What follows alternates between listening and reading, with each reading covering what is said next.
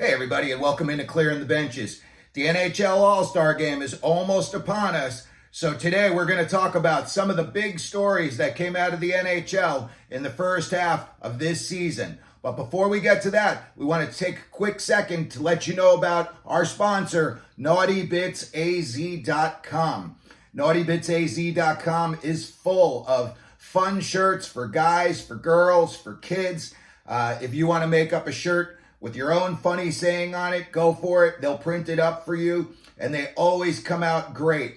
Everybody that I know that's gotten shirts from them loves them, and they all love the fact that you could put up whatever you want on your own shirt. And then also, we worked out a deal with NaughtyBitsAZ.com. When you purchase something, punch in CTB10 in the code, and you will get 10% off. Well, the NHL All-Star break is just less than a week away, and some of the stories that came out of the NHL this year are very, very surprising. Some of them are not so surprising. And, you know, as always, every year there's something that comes up that nobody saw coming. So before we get into this list, I just wanted to take a second and acknowledge the passing of Adam Johnson earlier this year. I know it was 2023 and now we're in 2024, but I just wanted to say, you know, I still think about that kid every day, and, you know, really the ripple effect that what happened to him is, you know, going through all of the hockey community. You know, now it's just a little bit more, you got to be concerned with your safety. And, you know, I don't want to say something good is going to come out of this because it was a horrible, horrible tragedy.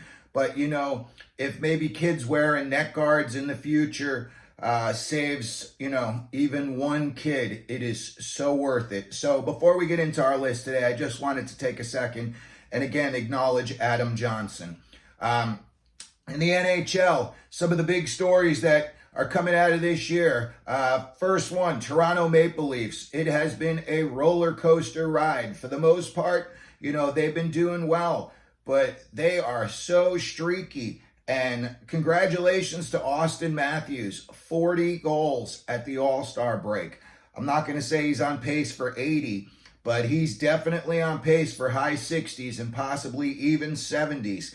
And I know there's a lot of firepower on that team, and you would see all the big names on that team. You would think, you know, you'd have to roll out more than just one puck for everybody to get their share. So congratulations to Austin Matthews. In my opinion, he's doing all this kind of despite the team around him. I know they're winning right now, but they're having back-end problems. They're having goalie issues. Maybe Samsonov is straightening it out in the back there, but congratulations to Austin Matthews, 40 goals at the NHL All-Star break. No big surprise here. Connor Bedard, as advertised. The kid just, you know, came out scoring, and really it doesn't look like any of his skill set has dropped off from, like, you know, sometimes kids can do crazy stuff when they're playing, you know, 17 and 18 and 19-year-old kids. But then they get into the NHL, and it's a different story. Not for him. Connor Bedard is as advertised. He is as good, if not better, than everybody thought he was.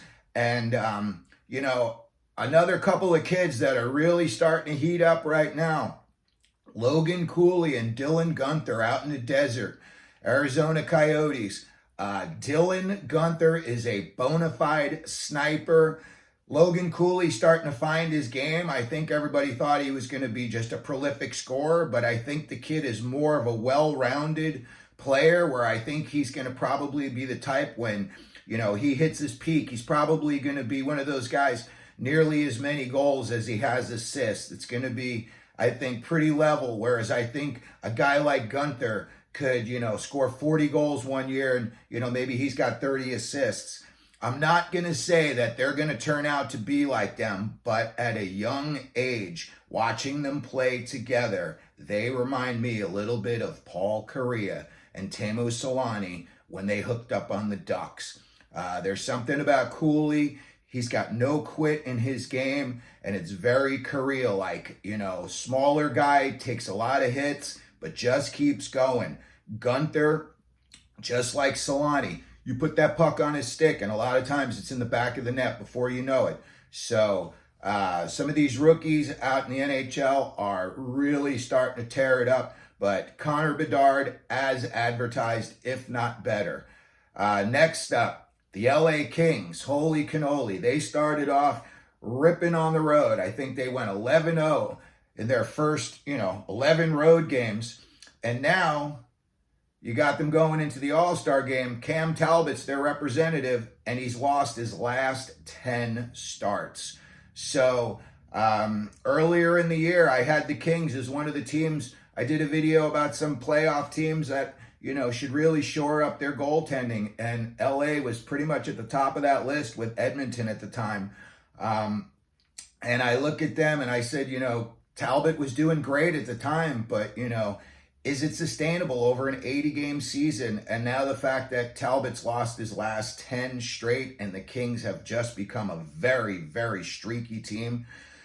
I don't know. That's one of the surprises, I would think. And not a surprise coming out of LA. Anze Kopitar continues to tear it up. I don't know how old this guy is, but he looks like he's 25 out there. He is just so smooth, so fluid, and so smart. I think he's another guy that could play another 5 years just because he's so smart out there. He doesn't need to be flying all over the place. Gretzky wasn't flying all over the place.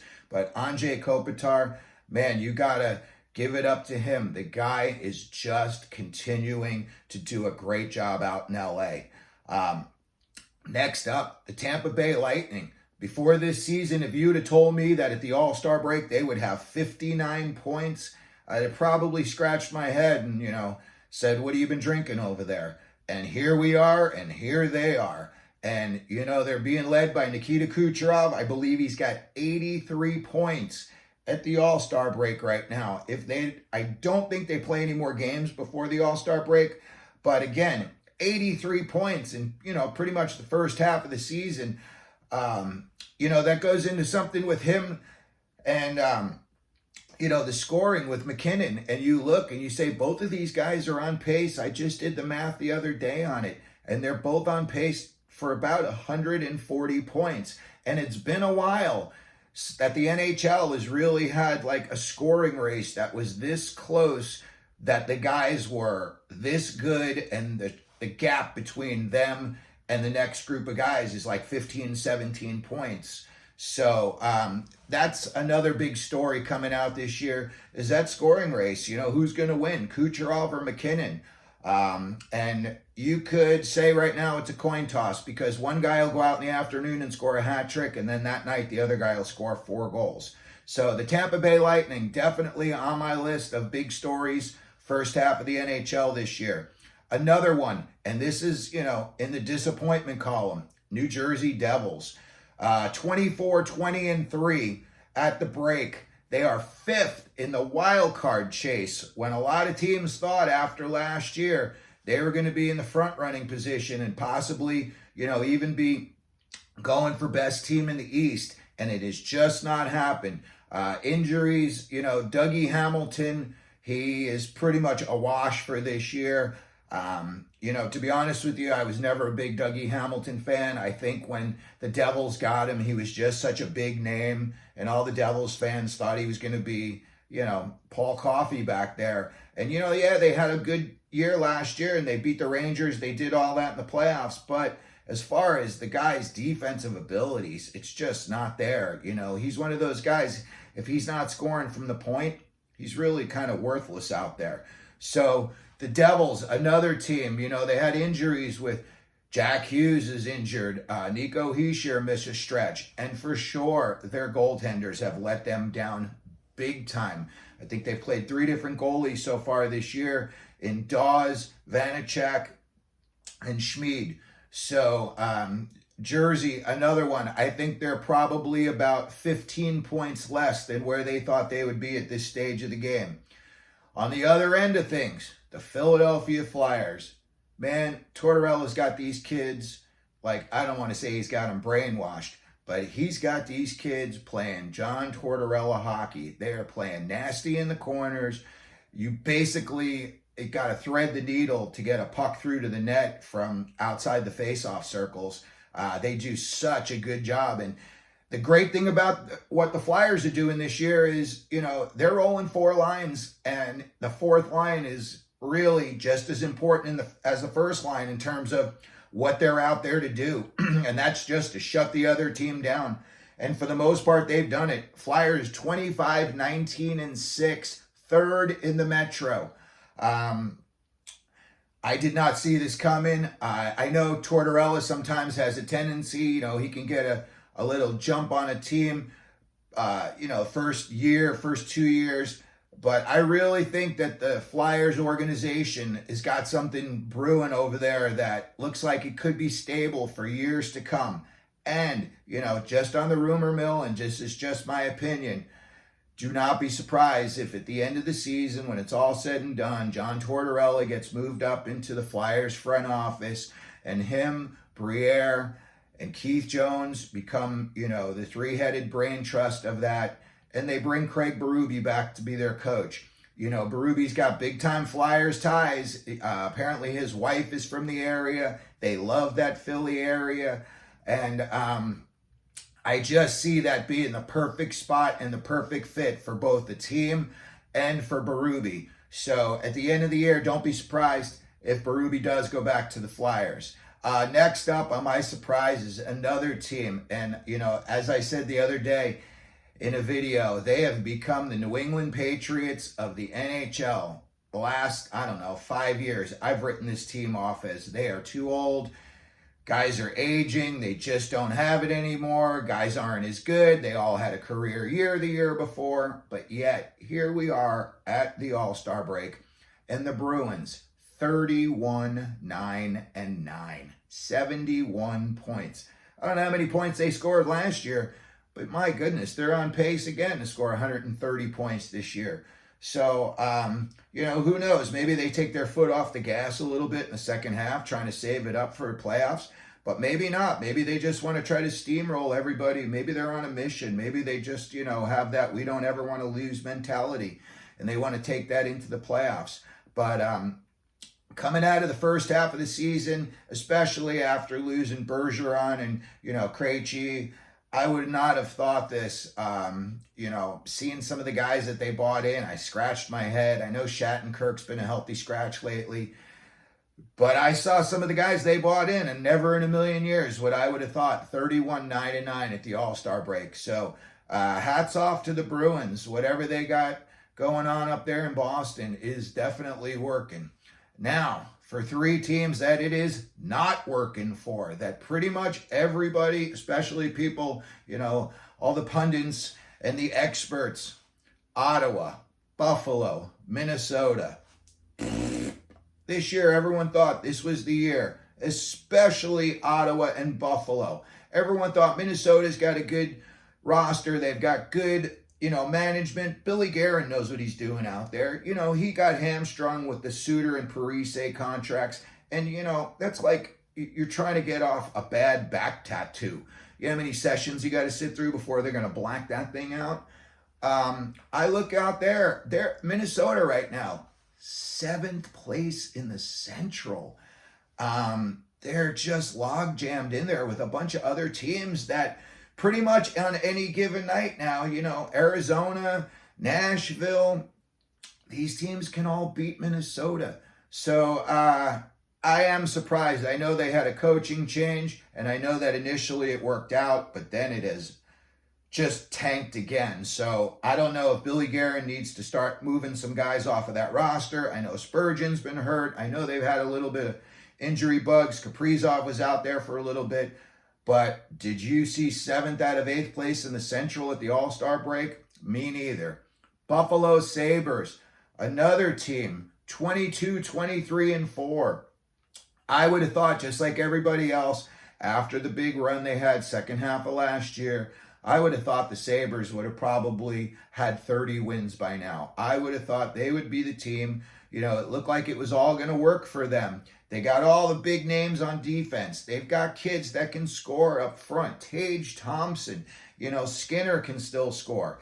Zach Benson, give that kid 2 years and he's going to be a 40-goal scorer every year. But it just hasn't happened. Dylan Cousins, and good for Cousins for coming out the other day and, almost taking the blame on himself, saying this team's got to put a better effort forth. And unfortunately, you look at Don Granato, and I think Don Granato's a good coach. I think I don't know what is going on there in Buffalo, but I think Don Granato's another guy. If they moved him out of Buffalo next year in the offseason, somebody would scoop him up in a hurry. And, just like Montgomery is doing in Boston, I could see a guy coming in that people are like a little questionable on and doing a really good job. I personally think, despite all the issues that they're having, Buffalo's still one game under 500.